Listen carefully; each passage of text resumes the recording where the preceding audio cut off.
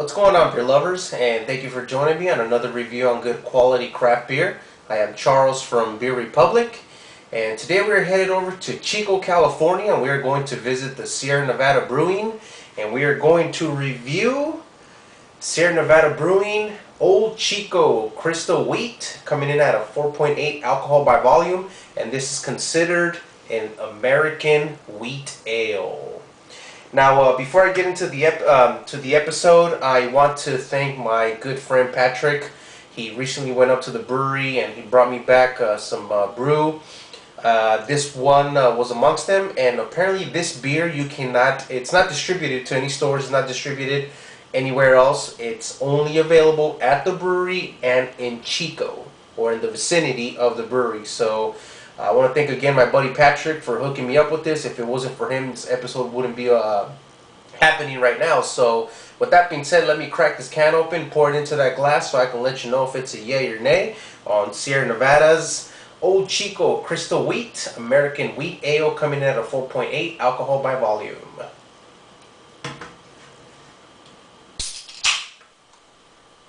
So we'll go ahead and show you the pour there. That's a nice color.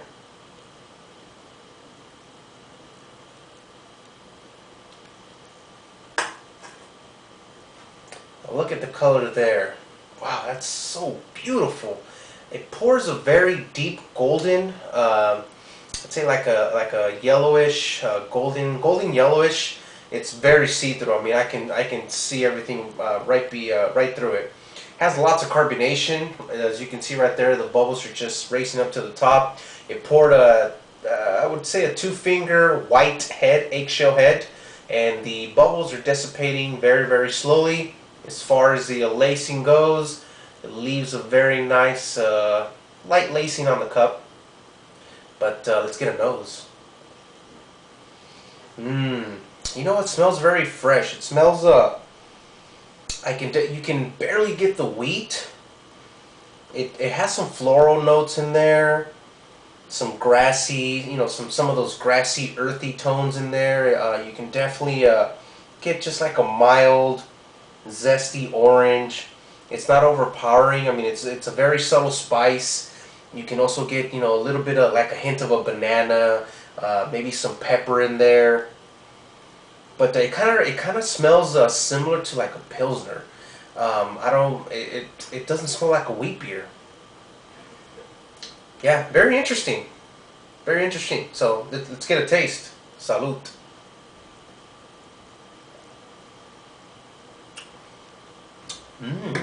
Wow, that's very refreshing. It's very light.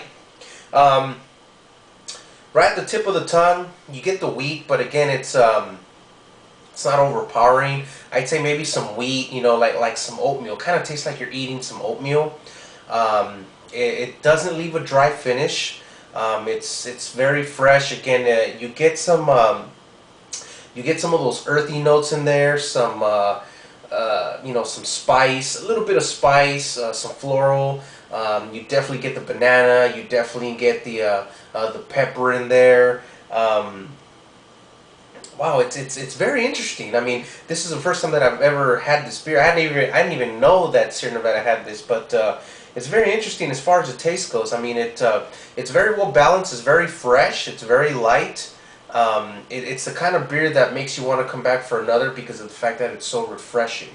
And I believe the brewery is located up near or somewhere in Bakersfield, so I can see why they would have that in that vicinity. Because again, I mean, if it's 100 degrees, you don't want to drink an imperial stout. You know, I'd go for something fresh. But yeah, it's very interesting, to say the least. Let's get another sip to this. Yeah, that's definitely good.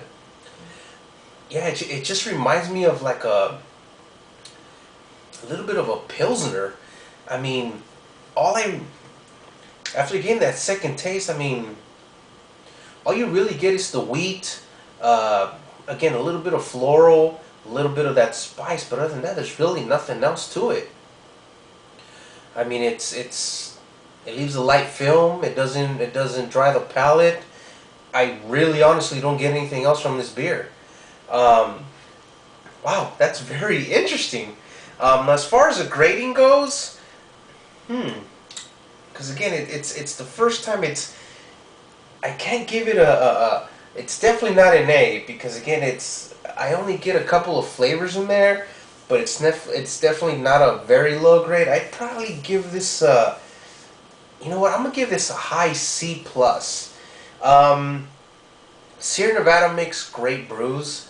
I mean, you know, anywhere from you know, their Pinnacle Pale Ale to, you know, their Avila series. You know, you got the you got the Hoptum. I mean, those are all great beers, full with flavor, intense flavors. But this one is just different. I mean, it's all I get is 3 flavors in it, and it's not. It's good for a hot day. This is a good session beer. It's a very good session beer because, again, you can drink this on a daily basis on a hot day.